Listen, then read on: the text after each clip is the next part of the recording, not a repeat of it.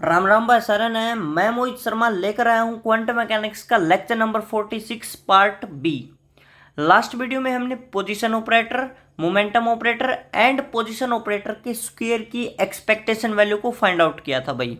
और आज की इस वीडियो में हम मोमेंटम ऑपरेटर के स्क्वायर की एक्सपेक्टेशन वैल्यू को फाइंड आउट करेंगे for ground state and NH state. तो देखो भाई, हम स्टार्ट करते हैं। तो लास्ट वीडियो में हम पढ़ा चुके हैं कि हमारे पास जो मोमेंटम ऑपरेटर होता है वो क्या होता है, under the root M omega H bar divide by 2 A cap minus का A dagger divide by iota होता है। ये हमारे पास किसकी वैल्यू होती है, मोमेंटम ऑपरेटर की वैल्यू होती है। लेकिन आज हमें फाइंड आउट करता है मोमेंटम ऑपरेटर के स्क्वायर का। ठीक है, तो हम क्या करेंगे, पी कैप और पी कैप की मल्टीप्लाई करेंगे। तो मल्टीप्लाई करेंगे तो हमें क्या मिलेगा, पी स्क्वायर मिलेगा। पी स्क्वायर क्या हो जाएगा, M omega H bar divide by 2 iota का स्क्वायर ए कैप माइनस का ए डैगर का स्क्वायर हो जाएगा। ठीक है, तो यहां से हमारे पास जो आयोटा स्क्वायर उसकी वैल्यू क्या होगी, माइनस का 1 हो गया। तो minus M omega H bar divide by 2 आ गया। यहां से हमारे पास क्या हो जाएगा, ए कैप माइनस का ए डैगर का स्क्वायर को ओपन करेंगे तो क्या मिलेगा, ए कैप का स्क्वायर प्लस ए डैगर का square minus A cap A dagger minus का ए डैगर ए कैप। देखो भाई, अगर हम नॉर्मल सोल्व करते हैं ए माइनस बी का होल स्क्वायर तो हमें क्या मिलता है, A square plus B square minus का 2ab मिलता है। लेकिन क्वांटम मैकेनिक्स में हम कभी भी टू माइनस का 2ab नहीं लिख सकते भाई। उसको हम क्या लिखेंगे, माइनस का ab माइनस का ba, ऐसे करके लिखेंगे। ठीक है, कभी भी हम ये नहीं लिख सकते कि माइनस का 2ab। अगर 2ab डायरेक्ट लिख देंगे तो गलत हो जाएगा। क्वांटम मैकेनिक्स में ऑलवेज क्या लिखा जाएगा, ए बी माइनस का बी ए लिखा जाएगा। ओके, तो यहाँ पे हमने क्या लिखा, माइनस का A cap A dagger minus का ए डैगर ए कैप लिखा। ठीक है, तो पहले हम ग्राउंड स्टेट के लिए अप्लाई कर लेते हैं और फिर एनएच स्टेट के लिए करेंगे। या आप सीधा पेपर में अगर आ जाता है तो आप क्या करो, सीधा एनएच स्टेट के लिए फाइंड आउट कर दो और वहां पे आखिरी में लिख दो फॉर ग्राउंड स्टेट के लिए जो एन है वो किसके इक्वल होता है, 0 के इक्वल होता है। और फाइनल आंसर में 0 पुट करके आंसर निकाल दो। ओके, तो यहाँ पे हम अलग अलग दिखाते हैं भाई हमारे पास ग्राउंड स्टेट के लिए कैसे फाइंड आउट करेंगे और एनएच के लिए कैसे। तो हम ग्राउंड स्टेट के लिए एक्सपेक्टेशन वैल्यू को निकालते हैं। तो हमारे पास क्या हो जाएगा भाई, हम पी स्क्वायर की वैल्यू को पुट कर देंगे। हमने पी स्क्वायर की वैल्यू यहाँ से उठा के यहाँ पे पुट कर दी। जो कॉन्स्टेंट है वो बाहर आ गया। बाहर क्या आ गया, माइनस का M omega H bar divide by 2 आ गया। अंदर हमारे पास 4 टर्म बच गई। चारों टर्म को हम क्या करेंगे, ग्राउंड स्टेट पे अप्लाई कर देंगे। तो हमने क्या किया, ए स्क्वायर को ग्राउंड स्टेट पे अप्लाई किया, ए डैगर स्क्वायर को ग्राउंड स्टेट पे अप्लाई किया, ए कैप ए डैगर को ग्राउंड स्टेट पे अप्लाई किया और ए डैगर ए कैप को भी ग्राउंड स्टेट पे अप्लाई किया। अगर आपने भाई लास्ट वीडियो देखी है जिसमें मैं expected value of X square को फाइंड आउट किया था तो बिल्कुल ही डिट्टो सेम है भाई। वहां पे तो हमने अलग अलग फाइंड आउट करके दिखा था कि फर्स्ट टर्म के लिए अलग, सेकंड टर्म के लिए अलग, थर्ड टर्म के लिए अलग, फोर्थ टर्म के लिए अलग अलग फाइंड आउट किया था। यहाँ पर भी हम डायरेक्ट पुट कर रहे हैं बिल्कुल ये प्रोसेस। और लास्ट वीडियो में जब हम एक्स स्क्वायर के लिए फाइंड आउट किया था वो प्रोसेस बिल्कुल सेम है भाई। ठीक है, तो हम क्या करेंगे, माइनस का M omega H bar divide by 2, इसको जब सोल्व करेंगे तो 0 आएगा, इसको सोल्व करेंगे तो 0 आएगा, इसको सोल्व करेंगे तो माइनस का 1 आएगा, इसको सोल्व करेंगे तो 0 आएगा। ठीक है, लास्ट वीडियो में देख सकते हो। तो हमारे पास एक्सपेक्टेशन वैल्यू पी स्क्वायर की वैल्यू क्या आ गई, M omega H bar divide by 2 आ गया। ठीक है, ये किसकी वैल्यू आ गई हमारे पास, मोमेंटम ऑपरेटर के स्क्वायर की एक्सपेक्टेशन वैल्यू आ गई। फॉर ग्राउंड स्टेट के लिए M omega H bar by 2 आ गया। ठीक है, फॉर एनएच स्टेट के लिए देखो भाई, फॉर एनएच स्टेट के लिए क्या हो जाएगा, हमने क्या किया, एनएच स्टेट पे अप्लाई कर दिया पी स्क्वायर को। पी स्क्वायर की जगह पे हम वही वैल्यू पुट करेंगे, ए स्क्वायर प्लस ए डैगर का स्क्वायर माइनस का A cap A dagger minus का ए डैगर एक, किसके अप्लाई कर दिया हमने, एन स्टेट पर अप्लाई कर दिया। एन स्टेट पे अप्लाई कर दिया। अब देखो भाई, ये कॉन्स्टेंट था, ये बाहर आ गया, माइनस का M omega H bar by 2 बाहर आ गया। अब हमारे पास 1 2 3 4 4 टर्म, अभी हमने चारों को एनएच स्टेट पे अप्लाई कर दिया। यहाँ पे हमने ए स्क्वायर को अप्लाई किया, यहाँ पे हमने ए डैगर स्क्वायर को अप्लाई किया, यहाँ पे हमने ए कैप ए डैगर को अप्लाई किया और यहाँ पे हमने ए डैगर यहाँ पे ए कैप ए डैगर को अप्लाई किया और यहाँ पे ए डैगर ए कैप को अप्लाई किया। तो हमने चारों को एनएच स्टेट पे अप्लाई किया। अब भाई मैं फिर वही क्वेश्चन कहूँगा कि हमने ये जब लास्ट वीडियो में एक्स स्क्वायर के एनएच स्टेट के लिए वैल्यू फाइंड आउट की थी, बिल्कुल ही सेम प्रोसेस है भाई। वहाँ पे हमने चारों टर्म को अलग अलग डिफाइन किया था। यहाँ पर मैं पीछे से उठा के डायरेक्ट वैल्यू रख रहा हूँ। जब हमने इस पे अप्लाई किया था तो हमें 0 मिली थी। ए डैगर स्क्वायर को एनएच स्टेट पे अप्लाई किया था तो हमें 0 मिला था।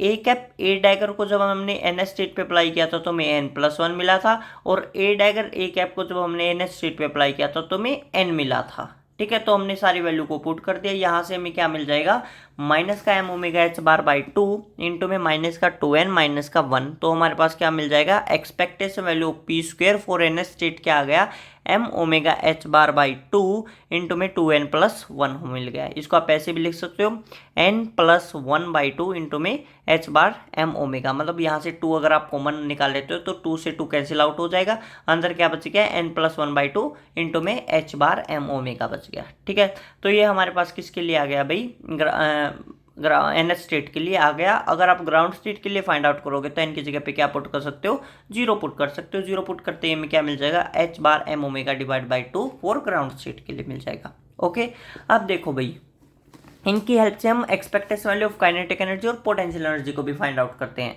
हमें एन स्टेट के लिए हमारे पास जो expectation value of X square वो क्या मिला था, h बार अपॉन में 2m ओमेगा 2n प्लस 1 मिला था, और मोमेंटम के लिए पी स्क्वायर की वैल्यू क्या मिलती है, m omega H bar by to 2n plus 1 मिला था। ठीक है, या आप इस फॉर्म में भी लिख सकते हो n plus 1 by two into में h बार एम ओमेगा, इसको भी लिख सकते हो n plus 1 by two into में h bar upon M omega लिख सकते हो। ठीक है, ये हमारे पास क्या हो गया, एक्स स्क्वायर की, और ये किसकी हो गया, पी स्क्वायर की एक्सपेक्टेशन वैल्यू की वैल्यू हो गई। ठीक है, with the help of equation 1 and second we can find out expectation value of kinetic energy and potential energy को find out कर सकते हैं। कैसे, देखो यहाँ से हमने क्या किया भाई, हमारे पास दोनों इक्वेशन को डिवाइड किया। दोनों इक्वेशन को जब हम डिवाइड करते हैं तो हमें क्या मिलता है, 2m square omega square H bar upon में 2h बार, एच बार से एच बार कैंसिल आउट, यहाँ से हमें क्या मिल जाएगा, half.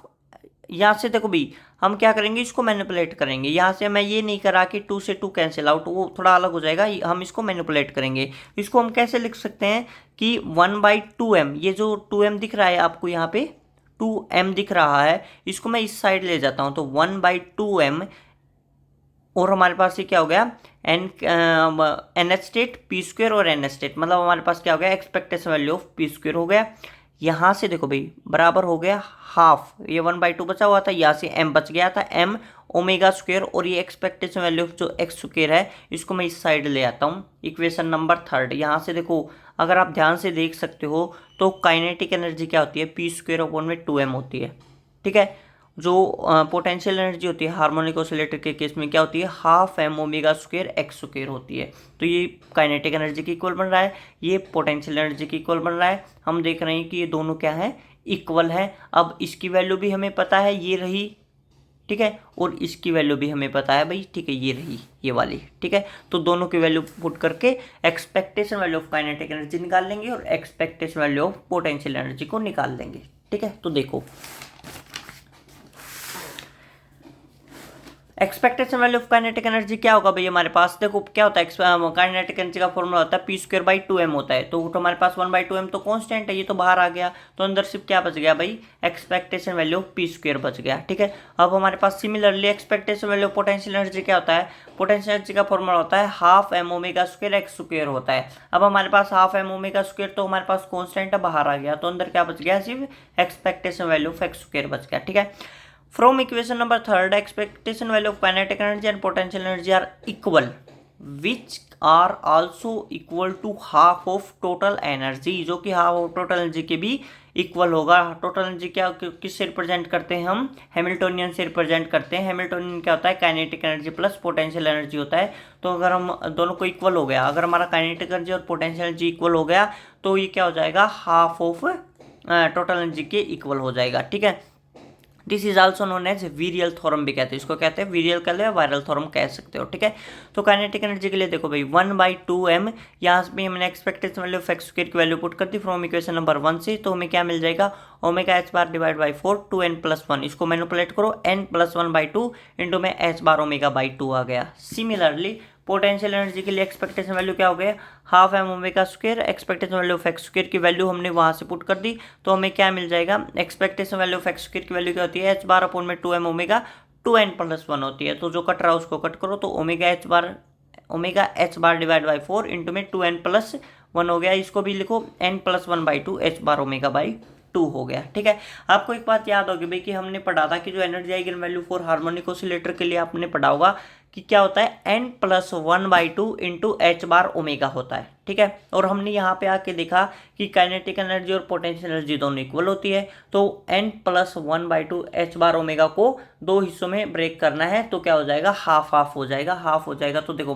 n+1/2 H bar omega divide by 2 किसके इक्वल, पोटेंशियल एनर्जी के इक्वल, n+1/2 एच बार ओमेगा अपॉन में 2 किसके इक्वल, काइनेटिक एनर्जी के इक्वल। तो दोनों क्या हो गई, इक्वल हो गई। ठीक है, तो ये हमारे पास क्या था, expectation value of kinetic energy और पोटेंशियल एनर्जी था। ठीक है, नेक्स्ट वीडियो में हम कवर करेंगे expectation, calculate the product of x cap delta P for NH state और फॉर ग्राउंड स्टेट। ठीक है, मतलब हमारे पास ये अनसर्टेनिटी प्रिंसिपल को यहाँ पे हम सेटिस्फाई करके दिखाएंगे कि जो हमारे पास अनसर्टेनिटी प्रिंसिपल होता है delta X delta P always greater than equal to H bar by 2, उसको हम यहाँ पे प्रूव करके दिखाएंगे भाई। ठीक है, किसकी हेल्प से प्रूव करेंगे, हम एक्सपेक्टेशन वैल्यू की हेल्प से प्रूव करके दिखाएंगे। ये हम करेंगे नेक्स्ट वीडियो के अंदर। Okay, thank you.